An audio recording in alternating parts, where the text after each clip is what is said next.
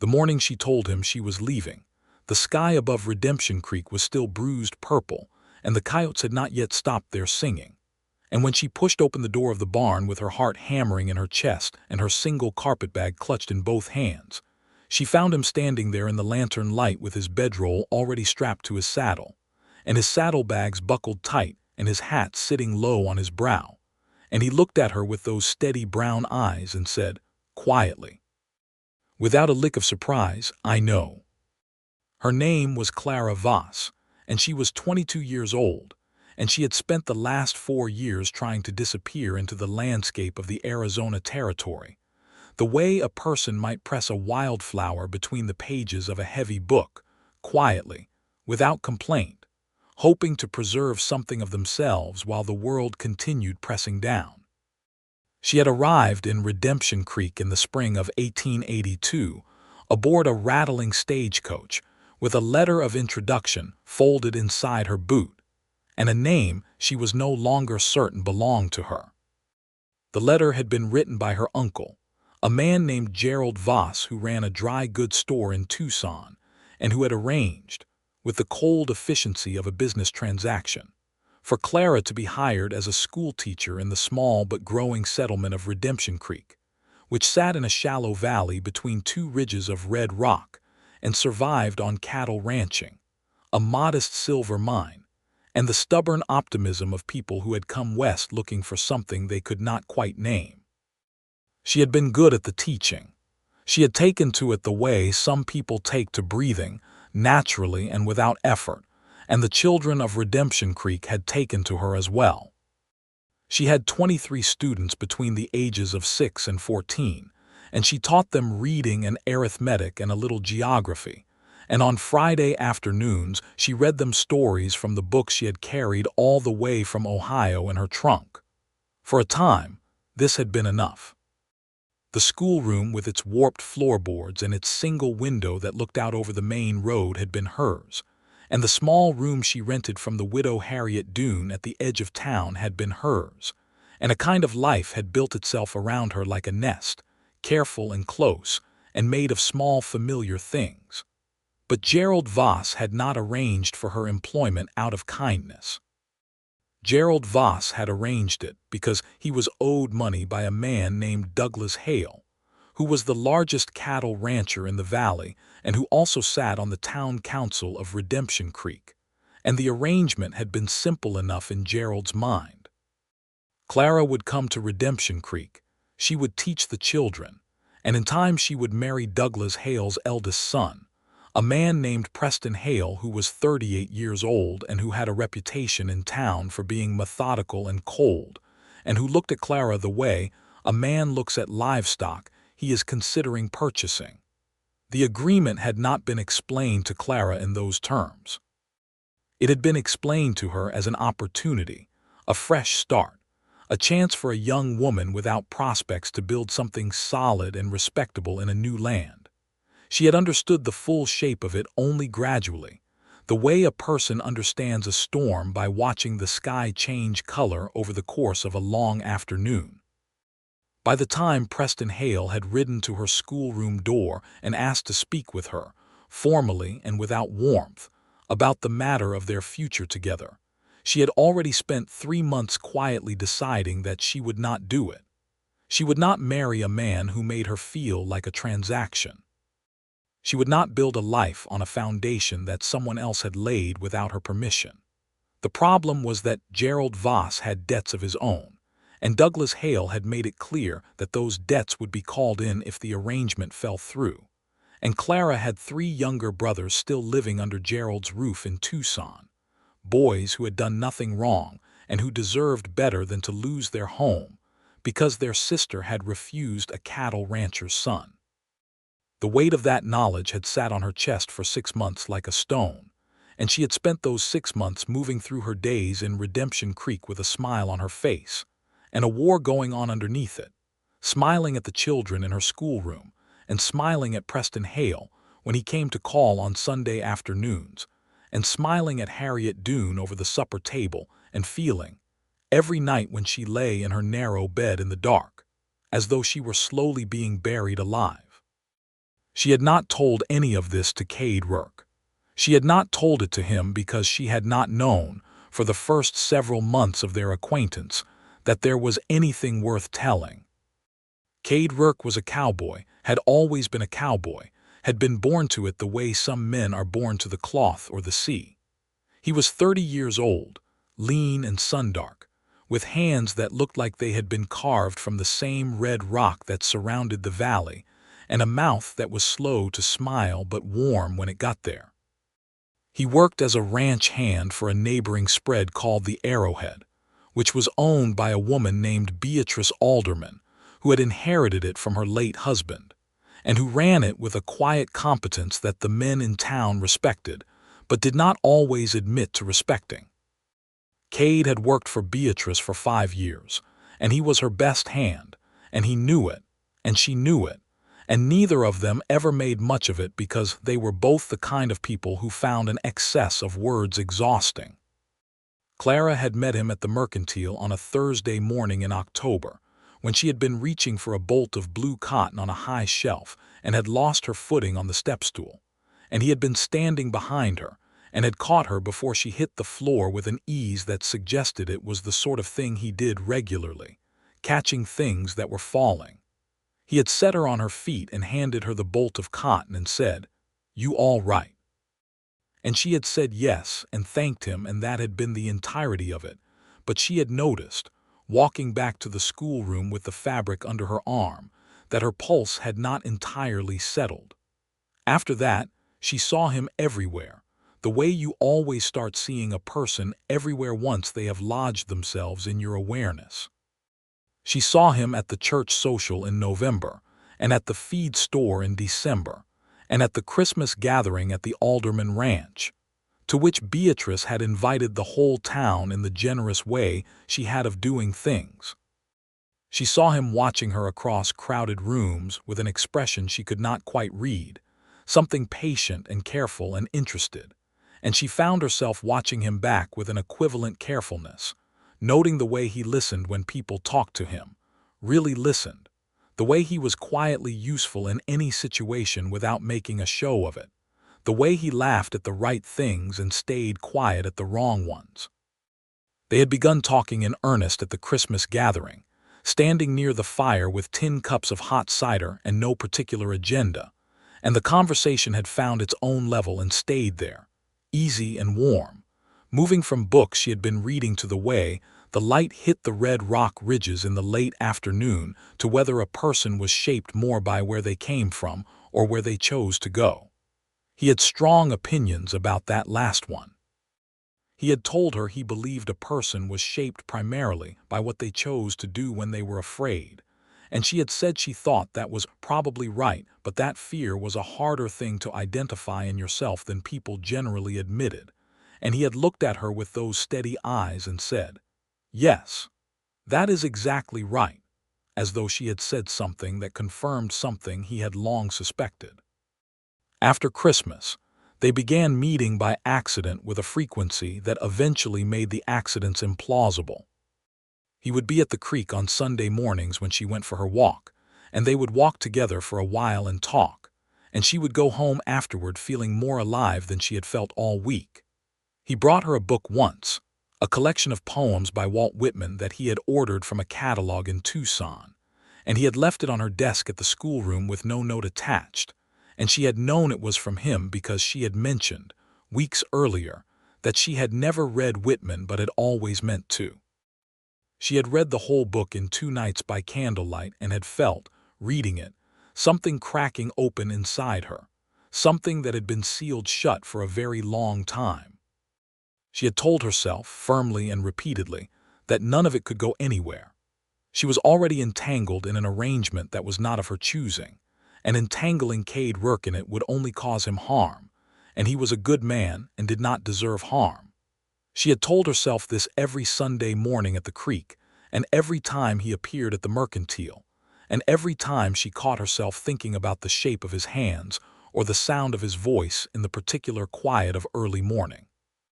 She had told herself this so many times that the telling had started to feel like a kind of lie, the way any repeated denial eventually does. The crisis had come in February, when Preston Hale had arrived at the Widow Doone's house on a Sunday evening with his father's lawyer, and a document that he had set on the table in front of Clara with the air of a man completing a formality. The document was a letter of intent regarding their marriage, outlining terms and a proposed date in April. Douglas Hale had sent word through the lawyer that Gerald Voss's debts would be formally called in if the letter was not signed by the end of the month. Preston had sat across the table from Clara and watched her read the letter with the flat patience of a man who had already decided the outcome. And she had felt, sitting there in Harriet Doone's warm parlor with the lawyer's pen waiting in the holder on the table, something clarify inside her with the cold precision of a blade. She had thanked them politely and asked for the evening to consider, and they had left, and she had sat alone in the parlor for a long time with the document in front of her, and then she had gone to her room and sat on the edge of her narrow bed and thought, with a steadiness that surprised her, about what she was actually going to do. What she had decided by midnight was this: she was going to leave. She was going to leave because she could not marry Preston Hale, and she was not going to pretend any longer that she might. She was going to ride for Tucson and find Gerald Voss and tell him plainly that she would help him with his debts in any other way she could manage, that she would work and send money and do whatever was possible, but that she would not marry a man she did not love in order to serve as currency in a transaction between two men who had never thought to ask her opinion. She was going to take her carpetbag and leave at first light, before the town was up, before Preston Hale could be told anything, before her courage could finish arguing with itself. She had gone to the barn to get the horse she had been boarding there, a sturdy roan mare named Nell that she had purchased with her own teaching wages over the course of a year, because Clara Voss had always understood, somewhere in her bones, that a woman needed a horse of her own. And she had pushed open the barn door and found Cade Rourke standing there with his bedroll strapped, and his saddlebags buckled and his hat on his head, and her heart had done something complicated and immediate. "You know," she said, not a question. "I know," he said again. He was not looking at her with triumph or with the proprietary concern of a man who felt he was owed an explanation. He was looking at her the way he always looked at her, with that patient, open attention that she had never been able to fully account for, and his voice was steady and without pressure.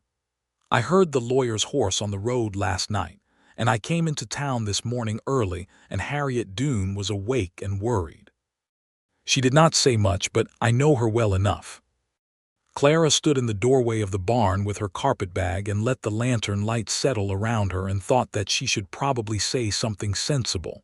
"You do not have to come," she said. "I know that," he said.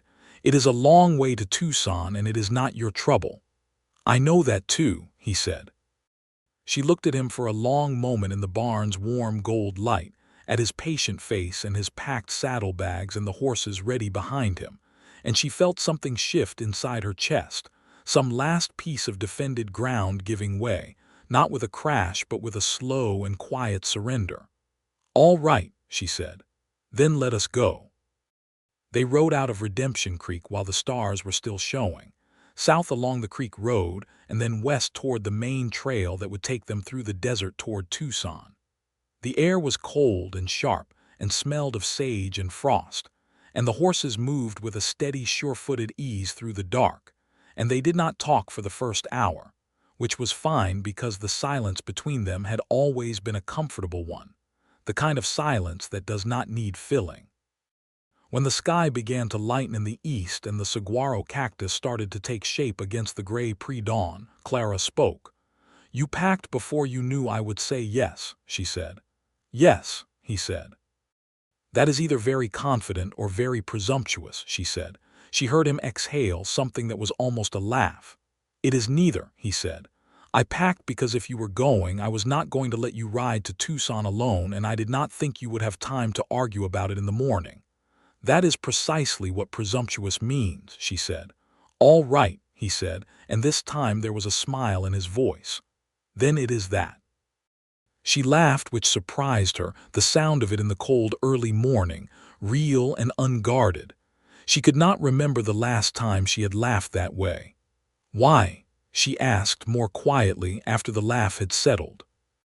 "Why does it matter to you what happens to me?" He was quiet for a moment, and when he answered his voice was careful and honest in the way that was entirely characteristic of him, the way that she had come to recognize as simply the way he was, a man who did not say things he did not mean. "Because you matter to me," he said. "You have mattered to me for a while now, and I know that is not what you asked me about, and I know the timing is not good, and I am not asking you anything. I just wanted you to know." The desert was going pink around them and the first birds were starting, and Clara looked at the horizon and felt the stone that had been sitting in her chest for 6 months shift and settle into something different, not gone, but changed. "Thank you," she said, "for telling me."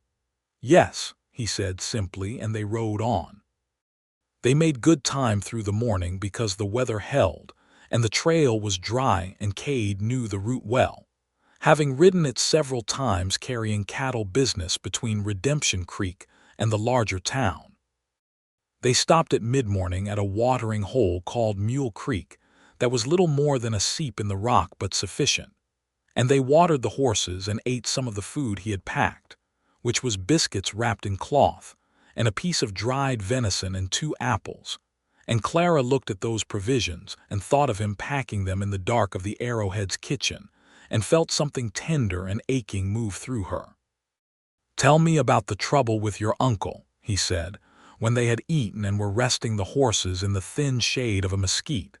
He said it without any urgency, just an open door, and she walked through it. She told him everything, all of it, the letter of introduction and the arrangement in Preston Hale, and the lawyer and the document on the table and her brothers in Tucson.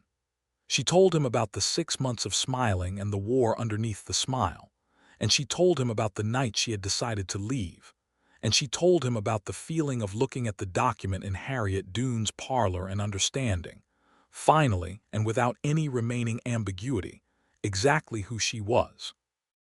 He listened to all of it without interrupting, and when she was done, he was quiet for a moment and then he said, "What do you need from your uncle exactly? Does he need money paid, or does he need the debt forgiven, or does he need someone to sit across a table from Douglas Hale and renegotiate the terms?" She looked at him. "You are already thinking about how to solve it." "I am," he said. "I cannot help it." "The debt is $600, she said, "which is a considerable sum." "It is," he agreed. "My uncle has a store, but he is not a good businessman," she said. "He has always needed someone else to manage the practical matters. My aunt used to do it before she passed."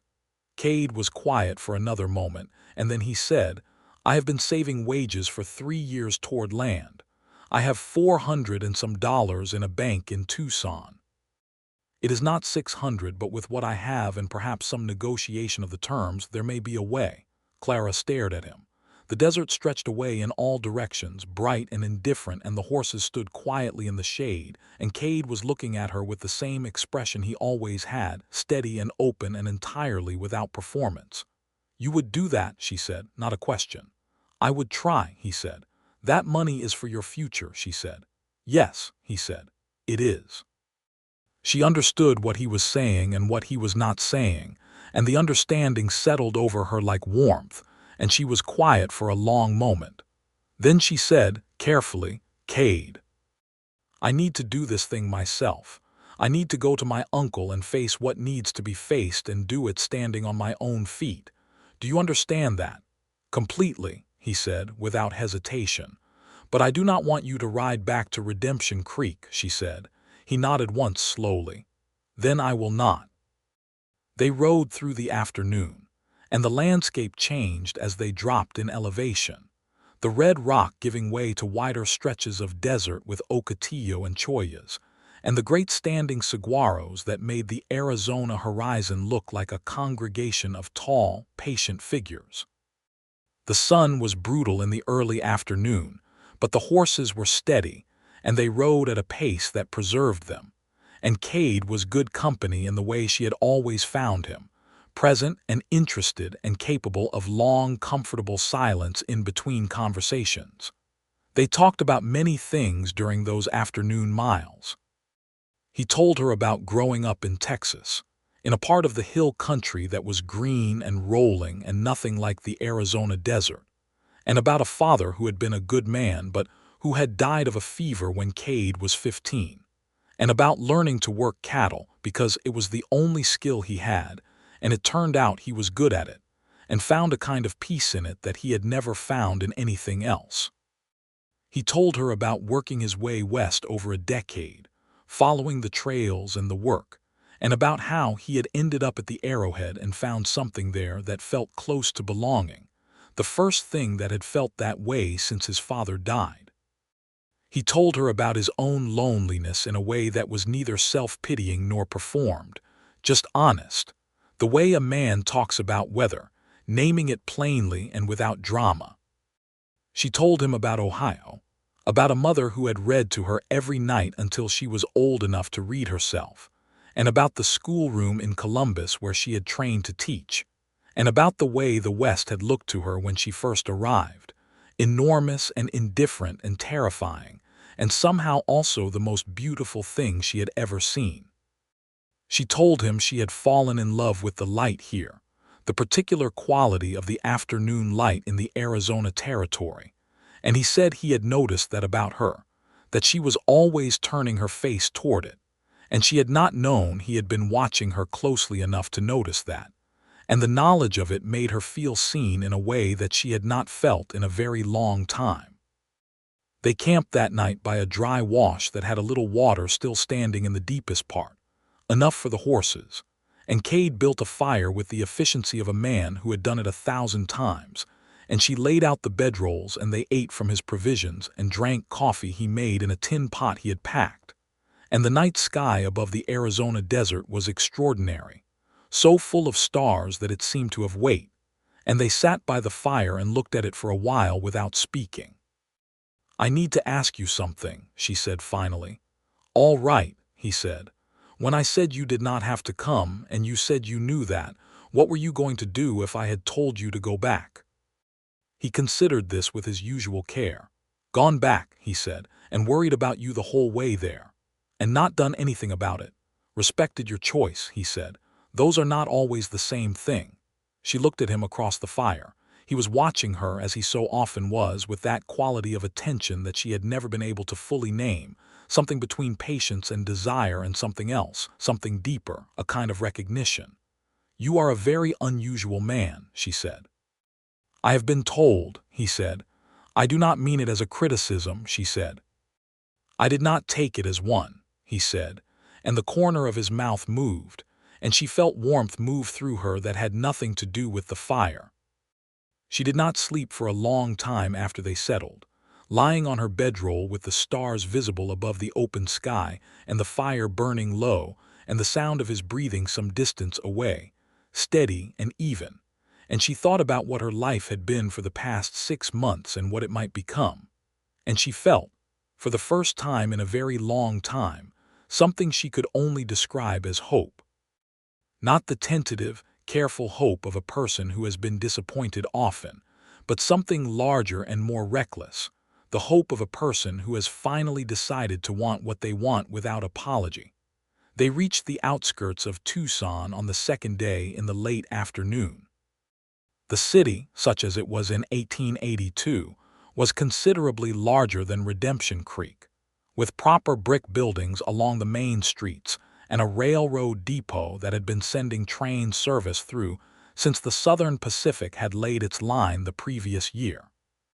The streets were busy with the activity of a town that took itself seriously, merchants and lawyers and railroad men and soldiers from the nearby fort, and the ordinary constant traffic of people who had somewhere to be. Gerald Voss's dry goods store was on a side street off the main road, a modest establishment with a hand-painted sign and a window display that had not been changed in some time. Clara and Cade left the horses at a livery and walked to the store together, and she was aware of the steadiness of him beside her, not holding her hand, not touching her, but present with a solidity that she had come to rely on without ever having intended to.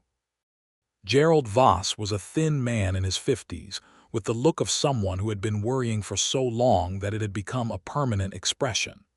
He looked up when Clara came through the door, and his face went through several complicated things in rapid succession: relief and guilt and anxiety, and a kind of defensive preparation for a confrontation he had been expecting. He looked at Cade once and then at Clara again, and he said, "Clara," with a weight in his voice that acknowledged everything without articulating any of it. "Hello, Uncle Gerald," she said. "I think you know why I am here." "I do," he said. He looked tired and old and genuinely ashamed, and some of her prepared anger softened at the edges but did not disappear entirely, because there was still a thing that needed saying, and she was going to say it. "I'm not going to marry Preston Hale," she said. She said it quietly and without heat and with complete finality. "I want you to understand that. It is not a question and it is not a negotiation. I am telling you what is true." Gerald rubbed his face with both hands. "Clara, the debt, I know about the debt," she said. "We will talk about the debt, but I needed you to hear that first clearly before anything else. I am not a bargaining piece, Uncle Gerald. I am a person." He looked at her for a long moment, and then something in his shoulders collapsed slowly like a structure that had been under too much pressure for too long.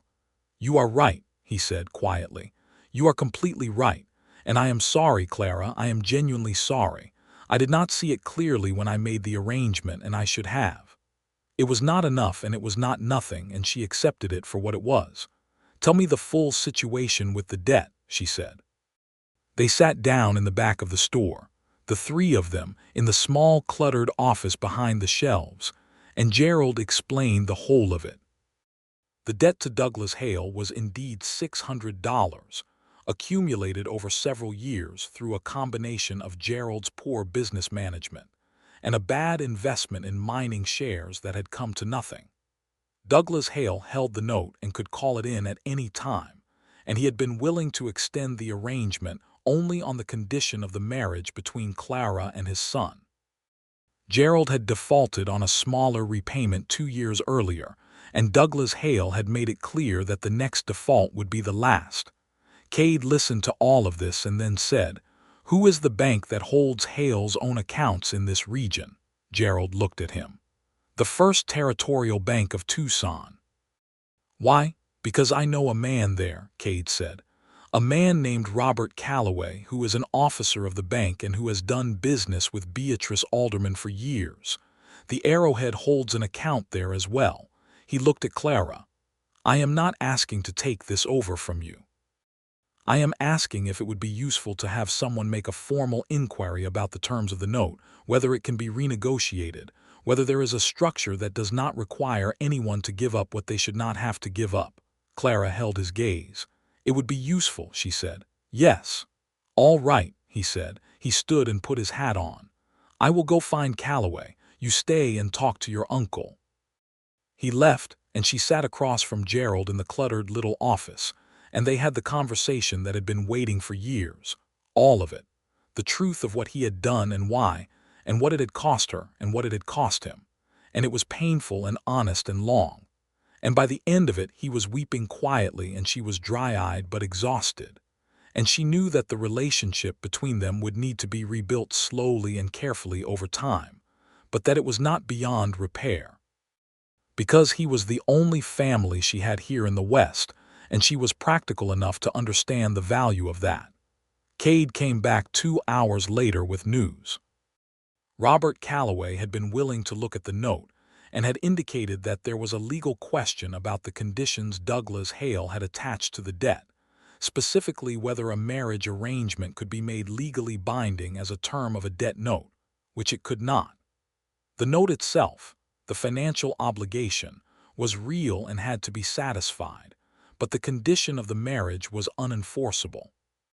Furthermore, Calloway had indicated that with a substantial payment against the principal and a new repayment schedule, the bank itself would be willing to purchase the note from Hale at a reduced rate, which would remove Hale entirely from the equation. The total amount needed to trigger this arrangement was $450. Cade put his $400 and some dollars on the table. Gerald Voss stared at the money and then at Cade and then at Clara. Clara looked at Cade and said, quietly and precisely, "This is a loan between you and my uncle with terms." "Those were my thoughts as well," Cade said. "I will repay it," Gerald said, with the first real energy he had shown all afternoon. "I will repay every cent. I give you my word." "Your word is less useful to me than a document," Cade said, pleasantly but without any softness on the point. And then he named the terms he was prepared to accept, which were reasonable and clearly thought out, and Gerald agreed to them without argument, because there was nothing to argue about. They stayed 3 days in Tucson, long enough to get the documents drawn by a lawyer and signed and witnessed, long enough for Clara to visit with her brothers, who were 3 young men between the ages of 14 and 19 who were fine and healthy, and who thought Cade was about the most interesting person they had ever encountered, which Clara found both amusing and somehow right. She watched her youngest brother, Thomas, who was 14 and serious and bookish, corner Cade behind the house and ask him questions about trail life and cattle and the proper way to read weather by watching the color of the sky. And Cade answered every question with the same patient thoroughness he brought to everything. And she felt something so warm and certain move through her that she had to look away at the sky for a moment to get herself steady. On the second evening, they walked together along the edge of town where the desert started again, and the city noise fell away behind them. The sun was going down over the mountains to the west, and the colors it made in the sky were the kind that made painting seem like a futile occupation.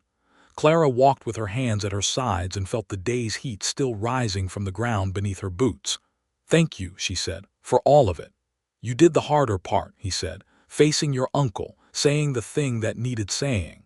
You made it possible to face him without the roof falling in afterward," she said. He was quiet for a moment. Then he said, "Clara, I want to ask you something." "Yes," she said. "I do not want to go back to Redemption Creek," he said. "Or rather, I do not want to go back to Redemption Creek and have things between us be the way they were, which is to say polite and careful and never quite saying the thing that is actually true." She looked at him. The mountains were going orange behind him, and the sky above was deep blue shading toward violet, and he looked like something essential, like a feature of the landscape, like one of those things that you could not imagine the view without once you had seen it. "What is the thing that is actually true?"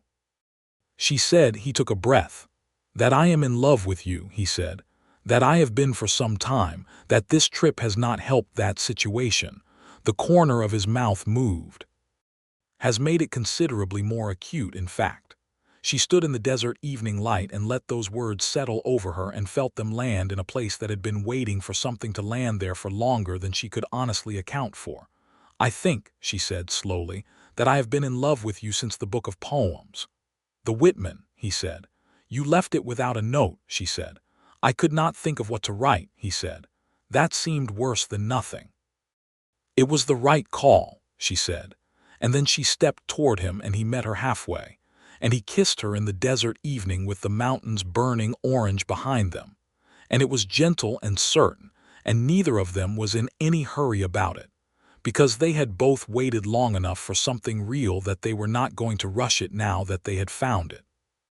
They rode back to Redemption Creek the next morning, side by side under a wide blue sky, and the journey that had been anxious and uncertain on the way out was something entirely different on the way back.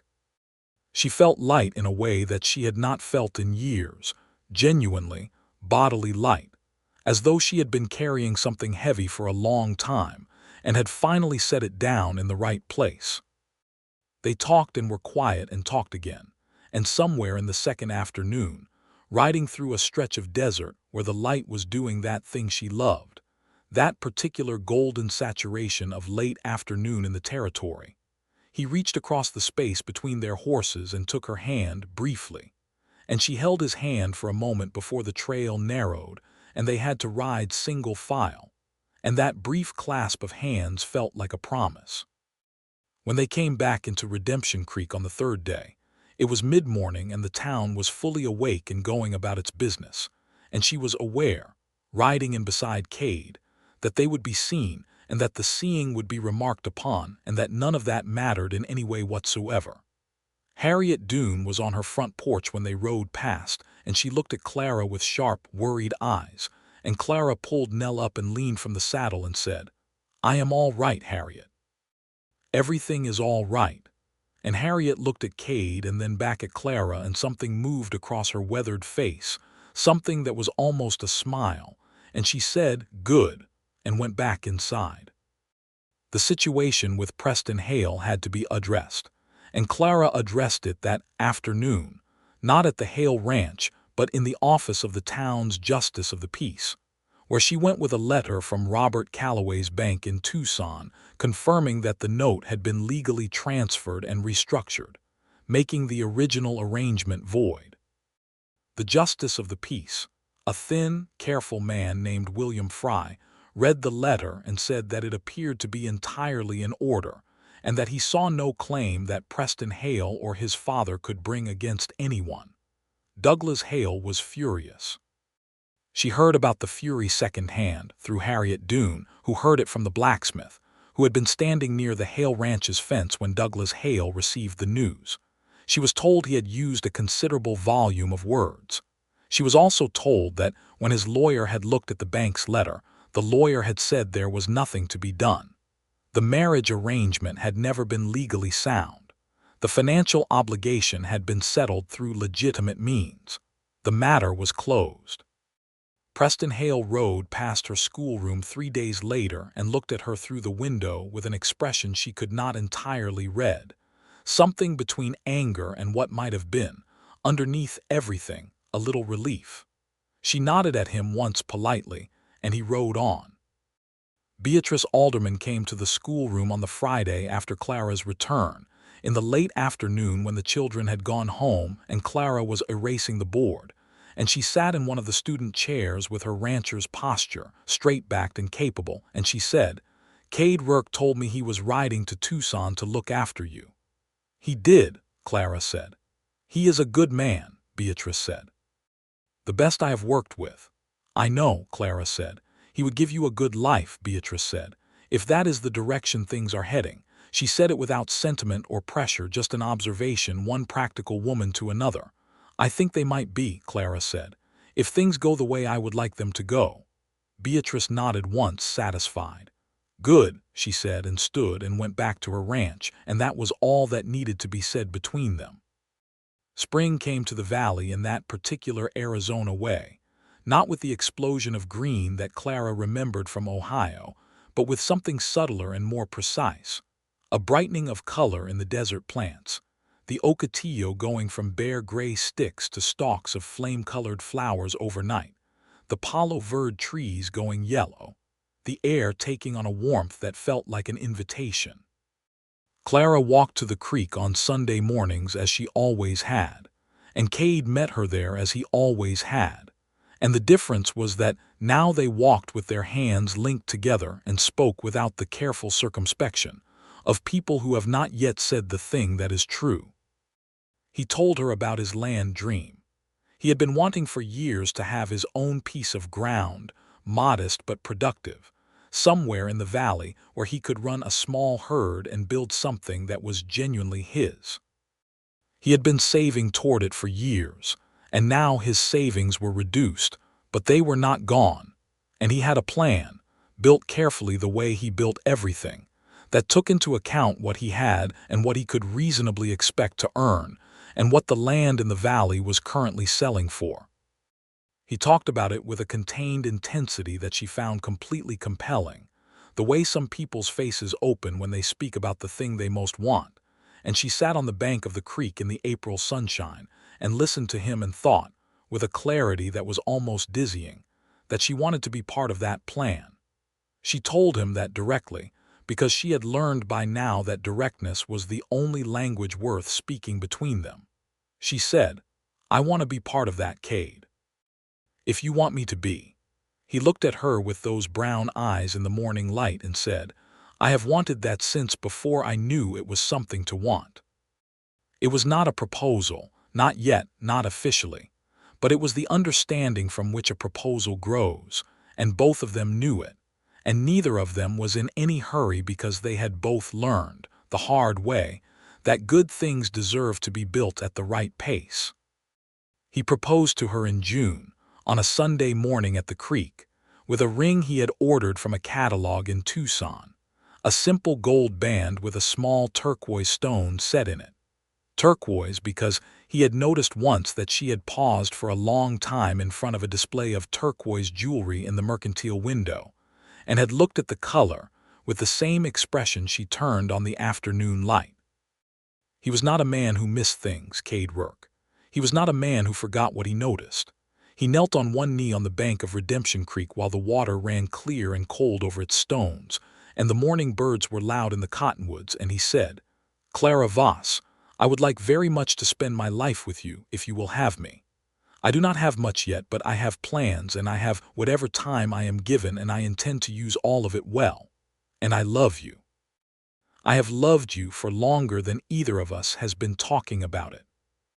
She took the ring from him and held it in her palm and looked at it and looked at him and felt the whole of the last year compressed into this moment. The stagecoach and the schoolroom and the carpetbag and the barn in the early morning dark and the desert dawn in her uncle's cluttered office, and the mountains going orange behind him in the Tucson evening, and the long, careful walk they had taken together from something difficult to something good. "Yes," she said.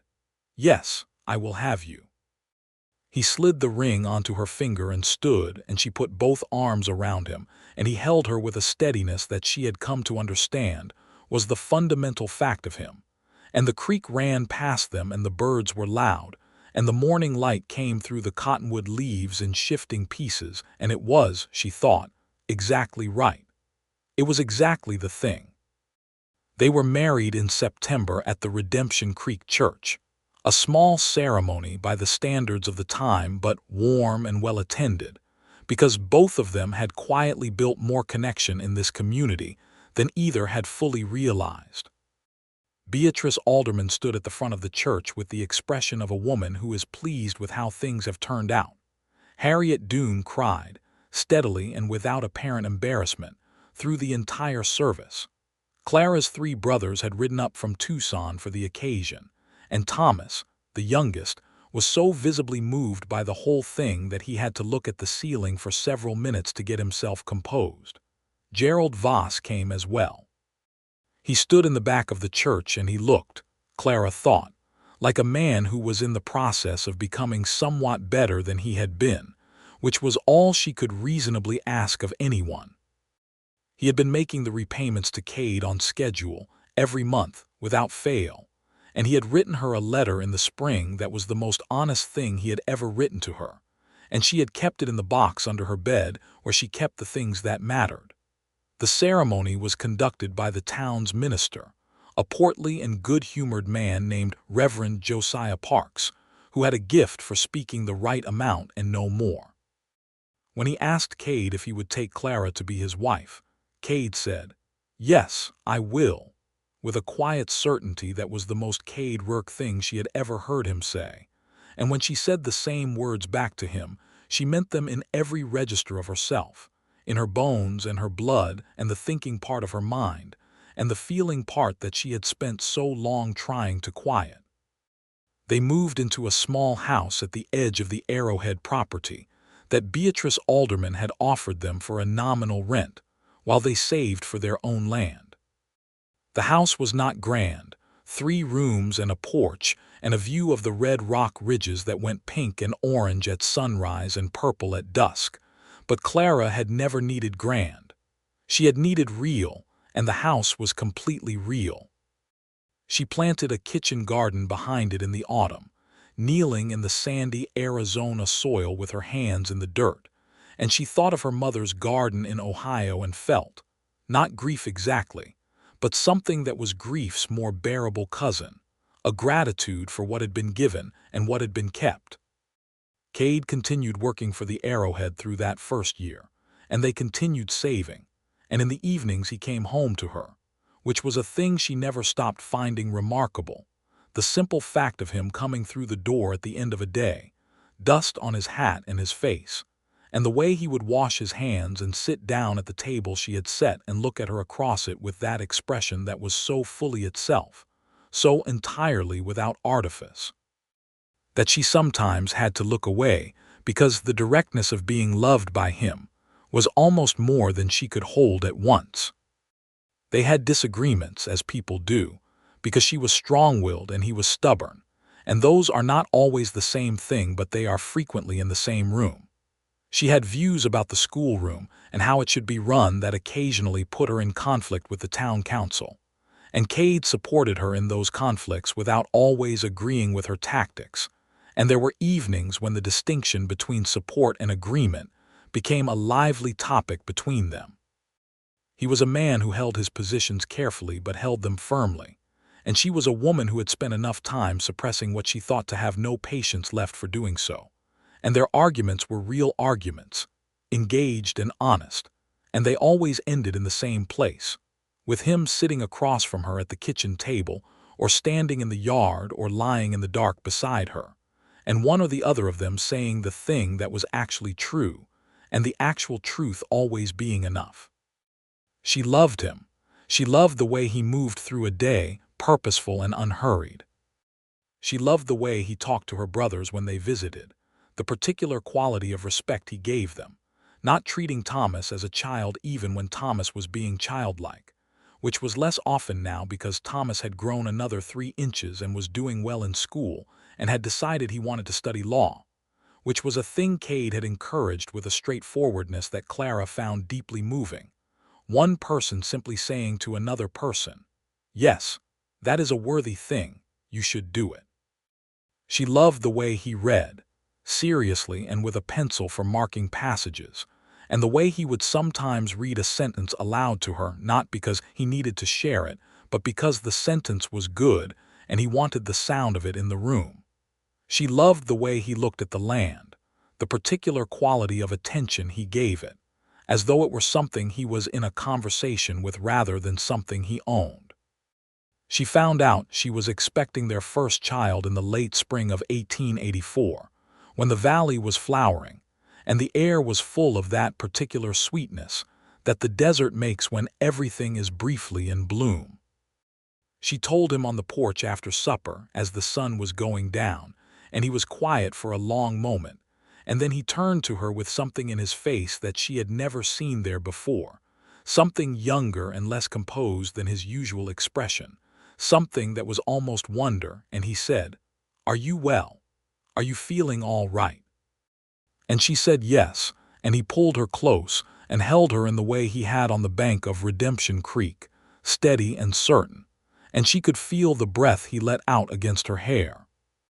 Their son was born in December of 1884, in the house at the edge of the Arrowhead property, attended by Harriet Doone, who had been a midwife in her earlier life, and who managed the whole business with practical competence.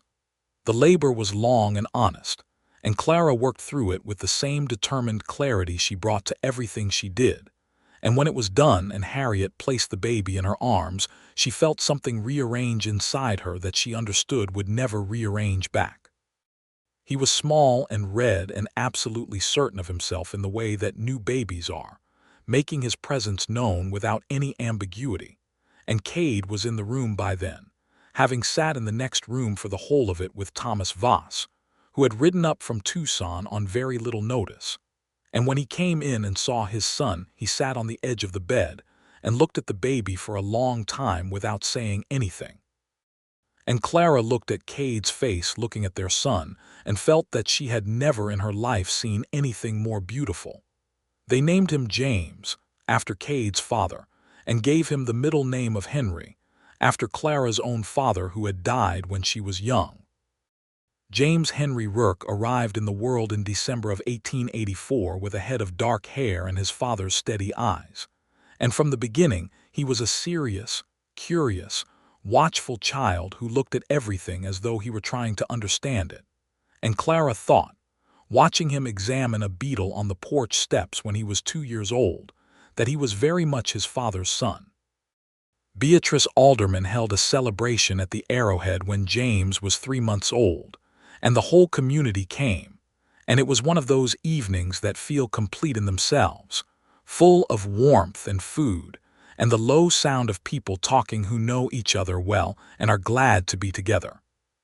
Clara stood with Beatrice in the lamplight of the main room and looked at Cade across the gathering, holding their son, talking to one of the other ranch hands with that ease he had, and Beatrice said, without looking away from her own survey of the room, "You made good choices, Clara."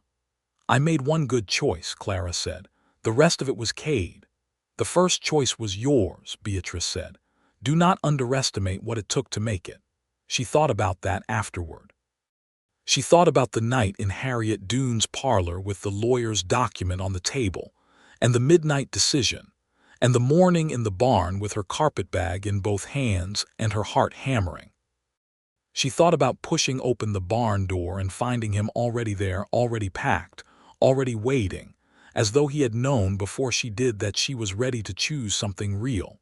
She thought that Beatrice was right. The first choice had been hers, and it had cost something, and the cost had been worth every cent. They found their land in the spring of 1885. It was not a large piece of land, 40 acres in a bend of Redemption Creek where the valley widened, and the soil was better than average, and the water access was dependable. A family who had been working it was relocating to California, and the price, while not cheap, was within reach of what they had saved over the preceding years, with the addition of the continued repayments from Clara Voss, who had been as good as his word every month without fail.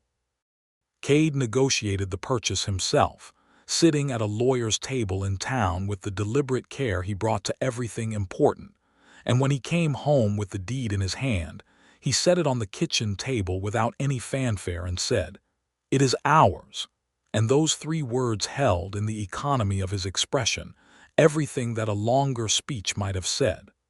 They built their house that summer. Cade did most of the structural work himself, with help from several of the Arrowhead hands and from a carpenter in town who came out on weekends, and Clara worked beside him, not with the heavy timber but with everything else, the planning and the positioning and the decisions about where the windows should face and how deep the porch should be and where the kitchen garden would go.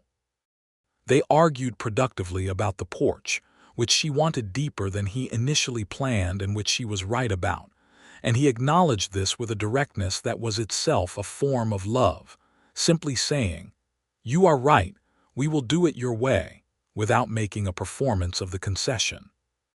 The house had 4 rooms when it was finished, which was more than the Arrowhead cottage and enough for the family they were becoming.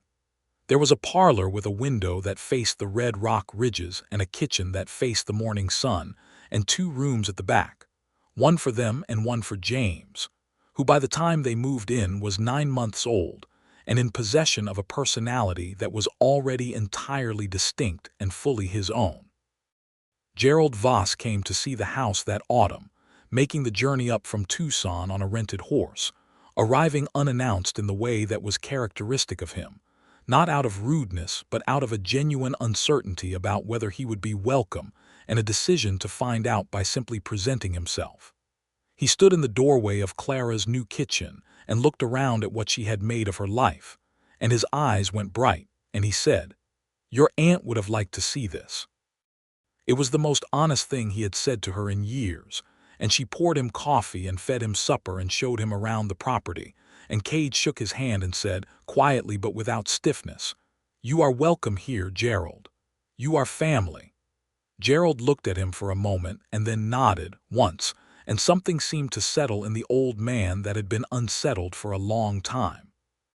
The years moved through the valley with the pace that good years have, full enough to feel present and paced well enough to not feel wasted.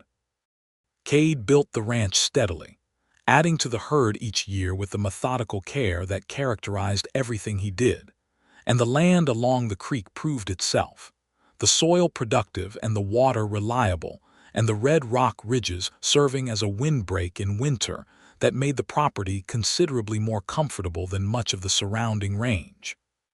He hired a hand in 1886, a young man of 19 named Paul Cortez, whose family had ranched in the valley before the Americans arrived, and who had a knowledge of the land that went deeper than anything Cade had encountered, rooted in generations of living with it rather than simply working it.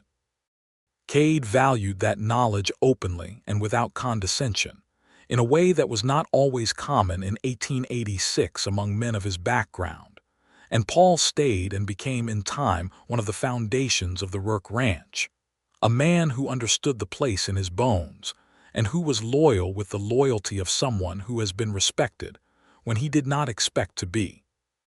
Clara liked Paul enormously and learned from him what she could about the plants of the desert and the movement of water and the particular language of the sky in that valley, and she incorporated what she learned into her teaching, and her students understood things about the land they lived on that many of their parents did not. There were hard things too, because the West in the 1880s was not a gentle place, and no honest accounting of it could leave the hard things out. There was a drought in 1887 that lasted through the summer and diminished the water in the creek to a thin thread and cost them 3 head of cattle to dehydration before Cade found an alternate water source in the rock formation north of the property, a seep that ran year-round from somewhere deep in the aquifer. There was a sickness that moved through the valley the following winter and took 2 of the children in Clara's school, which was a grief that she carried with a quiet steadiness that she did not always feel, sitting with the families and doing what could be done, and then coming home and letting Cade hold her in the dark while the grief worked its way through her. He was good at holding, Cade. He was good at being present without trying to fix what could not be fixed. Thomas Voss did study law, as he had told Cade he would on that afternoon in the yard behind Gerald's store. He studied in Tucson at first and then went east for a proper education, and by 1889 he had returned to Tucson as a practicing attorney with a small firm and a reputation for being thorough and unafraid of complicated cases. He rode up to Redemption Creek twice a year and spent a week each time at the Rourke Ranch, and he and Cade had developed a friendship that was its own thing, independent of Clara, built on mutual respect and a shared pleasure in arguing about ideas without rancor. Thomas was Clara's favorite of her brothers, though she would never have said so, and watching him sit across the supper table from Cade debating the legal questions of the day was one of the great pleasures of her life. The matter of the schoolroom remained central to who she was, even as the ranch grew and her family grew, and the days filled with more things than she had once imagined they could hold. She taught through 2 pregnancies and returned to the classroom as soon as she could after each, because the children were hers in a way that was distinct from any other claim on her, and she could not imagine abandoning them. The school expanded in 1888 when the town council, with some pointed encouragement from Clara and from Beatrice Alderman, agreed to fund a larger building with 2 rooms and a proper wood stove, and the enrollment grew as the valley's population grew, families coming in along the railroad line from the east with children who needed teaching. She fought the school board more than once over the curriculum, particularly regarding what she was, and was not permitted to teach about the history of the region, about the peoples who had been here before the ranchers and the miners and the railroad men, about the displacement and the loss and the complexity of what the West actually was as opposed to what it was generally described as being. She did not always win these fights, but she never stopped making them, and her students remembered in later years that she had shown them things their other teachers had not, that she had insisted on a fuller and more honest picture of the world than was comfortable or convenient. Cade backed her in these fights the way he backed her in everything, not by taking them over but by being solidly and visibly behind her, by showing up to town council meetings and sitting in the back with his arms folded and his expression perfectly neutral, which somehow communicated everything that needed communicating, and by talking to the other ranchers in the valley one by one, in the direct way he had, about why it mattered that the children understood where they were and how they had come to be there. Their daughter arrived in the summer of 1888, 2 weeks early and considerably impatient about the whole process, arriving into the world with a speed that surprised everyone including Harriet Doone, who had barely had time to get her hands settled before the matter was concluded. They named her Alice, for no particular reason except that it was the first name both of them said when the question arose, and it suited her immediately and completely. Alice Rourke was, from the beginning, entirely unlike her brother in every possible way except the steady eyes, which she had inherited from her father and which made her look, even as a very small child, as though she were assessing you and had not yet made up her mind. James, who was 3½ when Alice arrived, regarded his sister with a mixture of scientific curiosity and territorial suspicion that gradually, over the following months, resolved into a protectiveness so thorough that it occasionally needed to be moderated, because Alice was entirely capable of managing her own affairs and found her brother's protectiveness more irritating than comforting, which was a dynamic that persisted for the rest of their childhood and which Clara and Cade both found more amusing than they generally admitted. By 1890, the Rourke Ranch was a going concern, small enough to remain manageable and productive enough to be genuinely comfortable. They had a solid herd, a kitchen garden that Clara had expanded over the years to include a considerable variety, a cellar full of preserves and root vegetables, and the house, which had been 4 rooms and was now 5 because Cade had added a room at the back with a window that caught the morning sun, specifically for Clara, who had said once and only once that she would like a room where she could read without also hearing everything else that was happening in the household. And he had built it over the following winter without being asked again. She used that room every evening after the children were in bed, sitting in the chair by the window with a book and a lamp, and it was hers in the way that the schoolroom was hers and Nell the roan mare was hers, that particular kind of possession that is less about ownership than about having a place in the world that fits you exactly. There was an evening in the late autumn of 1890 that she would remember for the rest of her life. She had come home from the schoolroom in the early dusk, with James beside her, and Alice in her arms because Alice at 2½ was still more inclined to be carried than to walk when she had a choice, and the air was sharp with the particular cold that comes to the Arizona Valley after the sun drops, and the sky was going that color she had loved since the first afternoon she had ridden into it, deep orange fading to rose fading to the first cold blue of evening. Cade was on the porch. He was sitting on the top step with his elbows on his knees and his hat in his hands, looking at the ridgeline the way he sometimes did at the end of a day, as though the rock had something to say to him. He heard them coming up the road and turned, and the expression on his face when he saw them coming, the 3 of them, his son and his daughter and his wife in the last light of the day, was something she had never been able to describe adequately to anyone who asked, not because it was complex but because it was so complete and so simple that language kept sliding off it. He was happy. He was fully, actually, unreservedly happy, and he was not hiding it, because he had learned, over the years of their life together, that hiding what was true was a waste of the time he could be spending feeling it. James ran ahead and climbed over Cade's legs in the way he did, and Cade caught him and settled him and looked at Clara over the top of James's head with those brown eyes in the last light, and she climbed the porch steps and sat beside him and leaned against him with Alice heavy and warm in her arms, and he put his arm around her, and they sat there on the porch of the house they had built in the last minutes of the October daylight, and the ridgelines went purple and then gray, and the first stars came out. And the valley was quiet and enormous around them, and everything was as it was. She thought about the barn sometimes, in quiet moments like this one.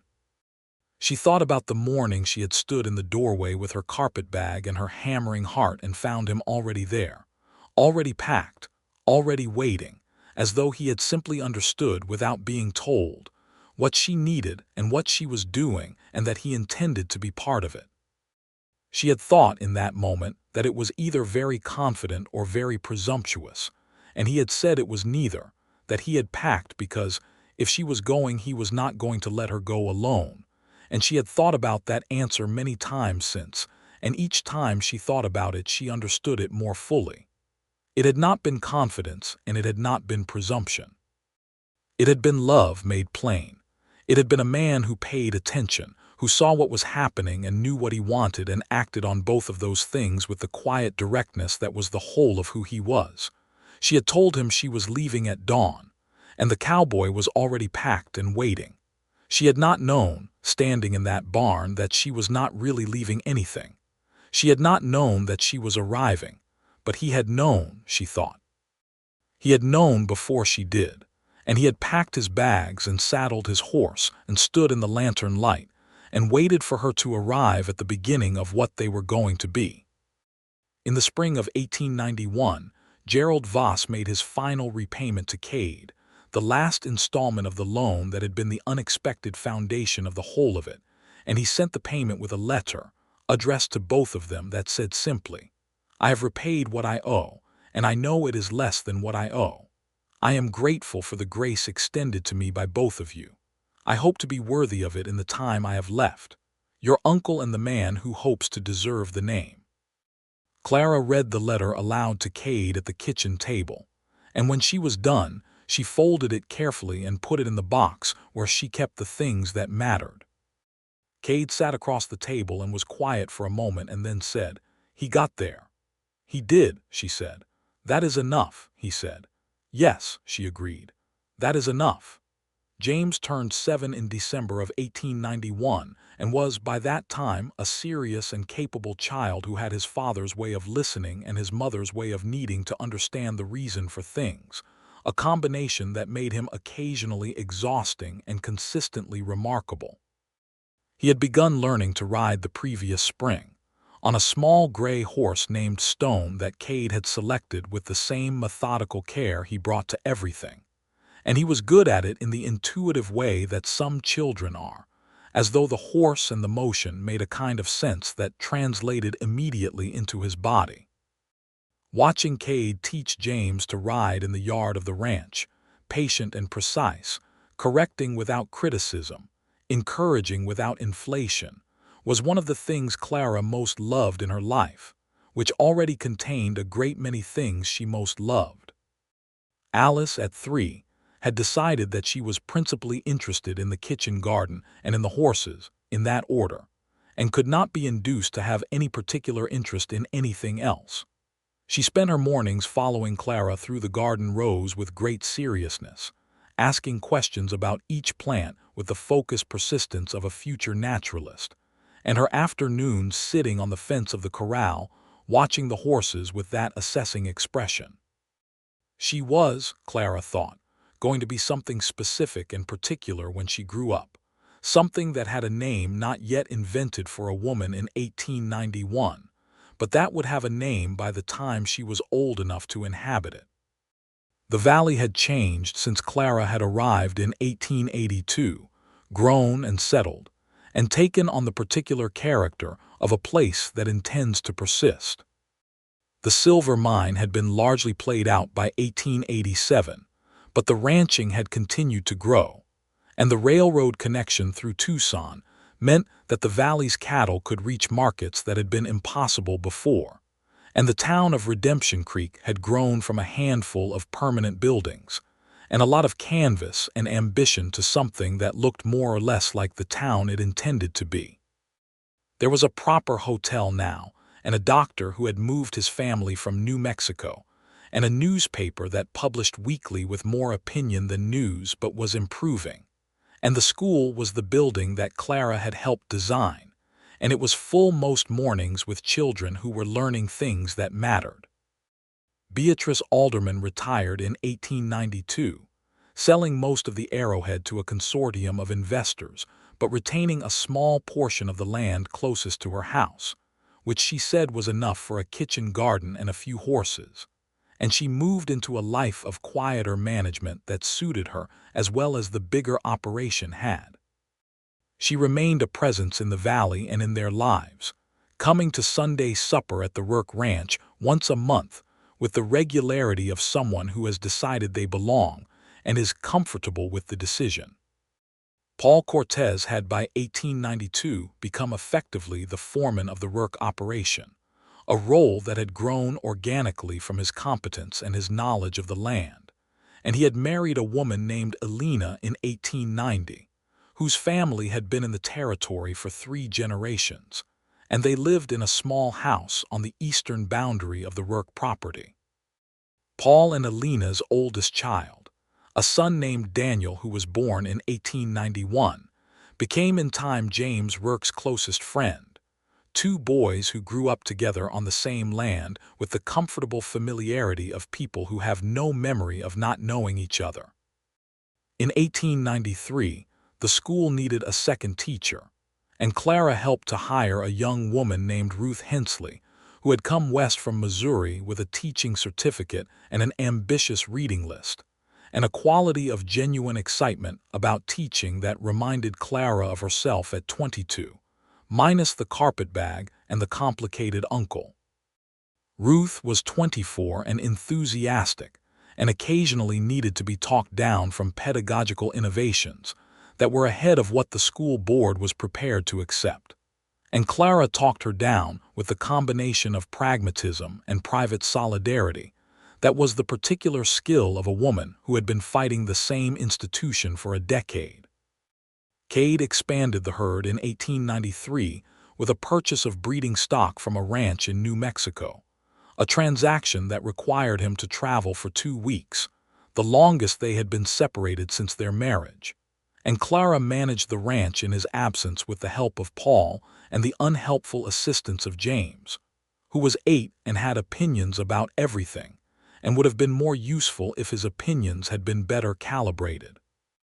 When Cade came back, she met him at the gate of the property in the afternoon light, and he got down from his horse and kissed her right there in the yard in front of Paul and Elena and both children and whoever else happened to be looking. And she kissed him back without any self-consciousness, because they had been married for almost a decade and she was still, she had discovered, entirely delighted to see him walk through a door or ride up a road. That evening, when the children were asleep and the ranch was quiet, they sat on the porch in the October dark with coffee and the warmth of the kitchen behind them, and he told her about the New Mexico ranch and the people he had met there, and she told him about the 2 weeks, the small dramas and the larger management issues, and the thing James had said that had made her laugh so hard she had cried. And they talked the way they had been talking since they first really talked, easily and with interest. The conversation finding its own level and staying there. "I do not like being away from you," he said at some point in the evening. "I know," she said. "I do not like it either." "I have been thinking," he said, with the particular quality of deliberateness that meant he had been thinking about it for more than 5 minutes, "that there is no reason for me to make that kind of trip alone. Next time something like it needs doing, you could come." She looked at him in the dark. "And leave the school. Ruth is capable," he said. For a week or 2, she thought about it. "Where would you take me?" she asked. "New Mexico this time," he said. "Possibly further. I would like to show you Texas, eventually, the part I grew up in." She felt that same warmth she had felt at the beginning, when she had first understood that this was a man who thought about her future and included himself in it not as a fixture but as a companion. "I would like to see Texas," she said. "Good," he said, and that was that. They rode to Texas in the summer of 1895, the 2 of them, with James 10 and Alice 7 left in the capable charge of Paul and Elena Cortez, who managed the whole arrangement with the practicality of people for whom the Rourke family was as close to their own as made no difference. The Texas trip was the first time Clara had traveled for no reason other than to go somewhere she wanted to see, and she found, somewhere in the wide green rolling country of the hill country where Cade had grown up, that she could feel the shape of who he was more clearly against the landscape that had made him. The way you sometimes understand a piece of music better when you understand where the composer came from. He showed her the place where the house he had grown up in had stood, which was now just a stone foundation overgrown with cedar, and he stood at the edge of it and was quiet in the way he was quiet when something cost him something. And she stood beside him and put her hand in his, and he held it and eventually said, "He would have liked you," meaning his father, and she said, "I think I would have liked him," meaning it entirely. They came back to Redemption Creek with dust on their clothes and a kind of settled fullness that comes from having gone somewhere and come back, and found that the thing you came back to is the right thing. The children were fine, the ranch was fine, the school was fine, and Paul Cortez greeted them at the gate with the quiet satisfaction of a man who had kept everything running in their absence, and found it a manageable inconvenience and a point of pride. James ran to Cade as soon as he saw him, and began immediately telling him about everything that had happened in 2 weeks with a momentum that did not pause for breath.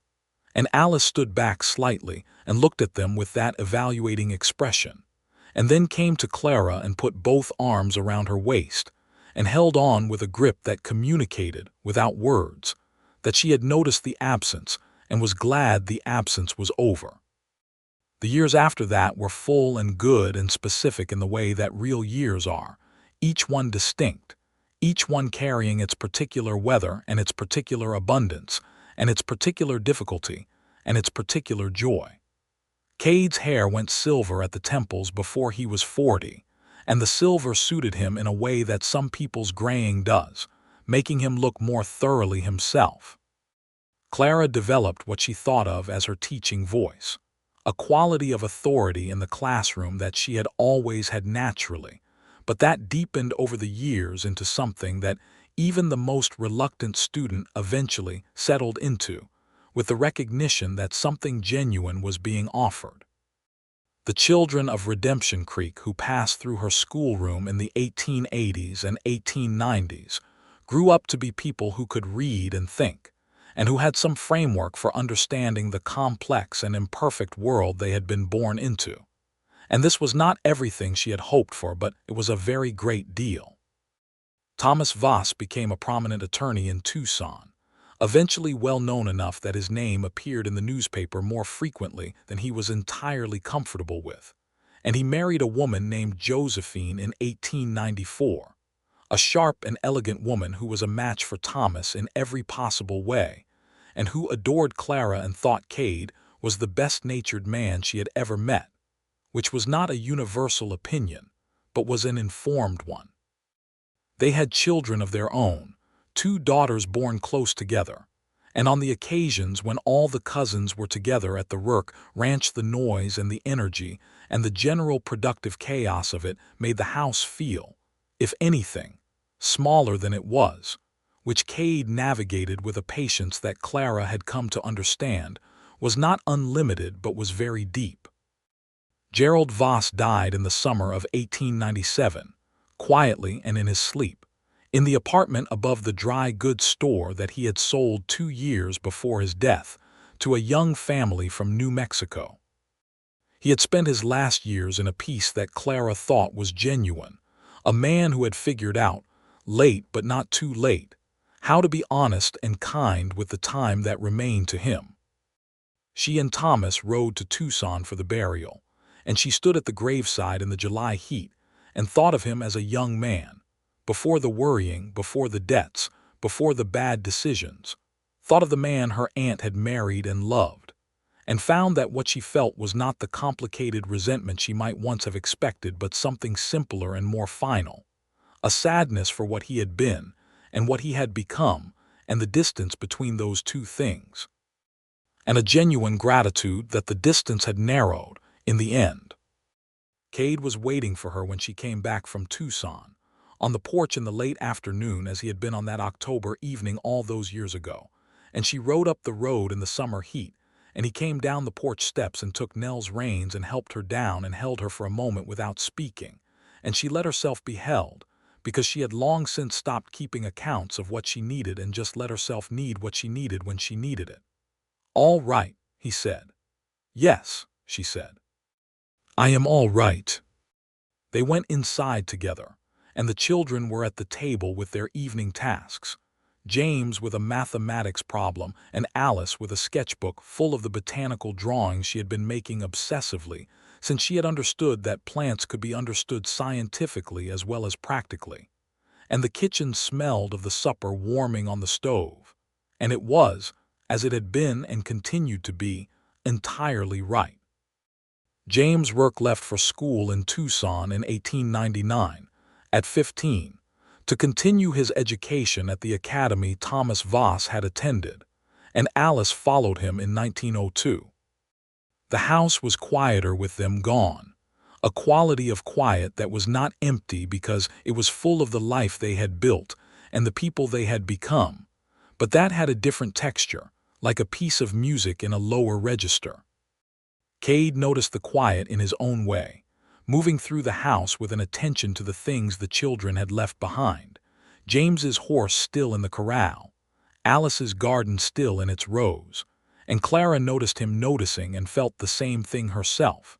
The particular bittersweet weight of a life that has been so fully lived that the absence of its loudest parts has a presence of its own. James studied engineering and came back to the valley in 1904 with a degree and a set of ideas about water management in arid land that were, Cade said, probably right, and certainly the most he had heard James talk in 20 years. Alice went further east than Thomas had gone, to a college in Massachusetts that had only recently begun admitting women to its programs in natural science, and she did not come back to the valley to live, though she came back to visit, because she had found, as Clara had always suspected she would, a work that was entirely and specifically hers, a career as a botanist that was remarkable by any standard and particularly remarkable given the era and the obstacles, and which she pursued with the steady, assessing ferocity that had always been entirely her own. In 1905, the year Clara turned 45 and Cade turned 53, they rode out together on a Sunday morning in October, as they had been doing for more than 20 years, along the creek road and up into the foothills where the oak trees started, and the red rock changed to something older and more gray, and they found a place where they could look out over the whole of the valley below them, the creek line and the ranch rooftops and the town in its hollow and the ridgelands beyond going on to the horizon.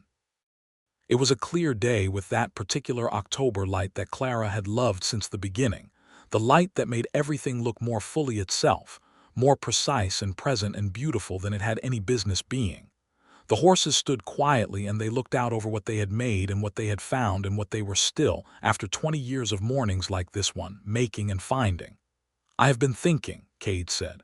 "You are always thinking," she said. "True," he agreed. "I have been thinking about the east pasture and whether we ought to put it under a different rotation," she laughed. "That is not what I thought you were going to say." He turned to look at her. In the October light, his face was deeply familiar and entirely present, the same face she had looked at across the lantern light in the barn on a February morning more than 20 years ago, changed and the same. "What did you think I was going to say?" he asked. She looked at him across the short distance between their horses, in the light she had loved since the first afternoon she had ridden into this country, and she said, "I thought you were going to say something important." "The east pasture is important," he said. "Cade," she said. He smiled, and the smile was the one she had seen first in the barn and had watched develop over a lifetime of mornings and evenings and every kind of day in between. "I was going to say," he said, "that this is the life I wanted, that I am grateful for it every day, that you are the best thing I have ever known."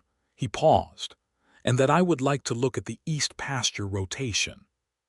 She reached across the space between their horses and took his hand, the way he had taken hers on the road back from Tucson all those years ago, briefly and firmly, and held it in the October light. "I am grateful too," she said, "for all of it, for the beginning and the middle and this." "Not the end," he said, lifting an eyebrow. "Not the end," she agreed. "We are not there yet." He squeezed her hand once and let go, and they turned the horses back toward the valley, the light coming from the west now and going golden and long across the red rock, and they rode down together at an easy pace. back toward the ranch and the children who would come visiting at Christmas, and the east pasture that needed thinking about, and the supper she had left covered on the stove, and the room with the morning window where the book she was reading was waiting, and the porch where they would sit in the evening dark as they had been sitting for 20 years. She told him she was leaving at dawn, and the cowboy was already packed and waiting, and what she had not known then and could only know now, looking back across the whole long distance of a life, was that he had not been waiting for her to leave. He had been waiting for her to arrive, to find the thing that was real, to step through the door of her own life and inhabit it fully and without apology. He had been waiting with his bedroll strapped and his saddlebags buckled and his steady eyes and his patient heart. And she had pushed open the barn door in the dark of a February morning and walked through and kept walking. And he had been beside her for every step of it. And there was not a moment of the whole of it, not the hard ones or the quiet ones or the ordinary ones or the extraordinary ones, that she would have chosen to walk differently. The valley held them as it had always held them, that particular piece of the Arizona territory with its red rock and its clear creek and its enormous sky. And the life they had built in it was solid and warm and entirely their own. And when the sun went down that evening, and the stars came out over the valley with their usual extravagance, Clara Rourke sat on the porch of her house with her husband beside her and felt, with the fullness of a person who has arrived at last in the right place, exactly where she was.